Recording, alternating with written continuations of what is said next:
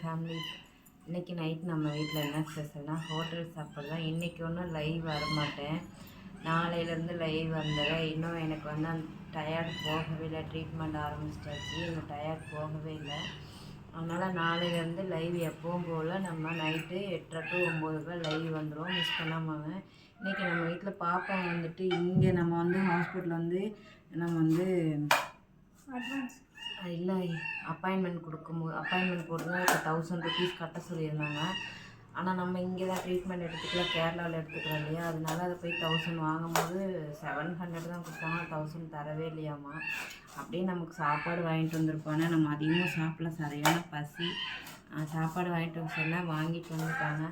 இப்போ நான் சாப்பிட போகிறேன். நம்ம வீட்டில் வந்து சிக்கன் ரைஸ் தான் எனக்கு வாங்கியிருக்காங்க, வாங்க சாப்பிட்லாம். நிரு கேமரா பிடிக்கிறான், ரக்ஷு வெங்காயம் வெட்டுறான். எனக்கு வெங்காயம் கேட்டால் வெங்காயம் வெட்டுறான். பாய்.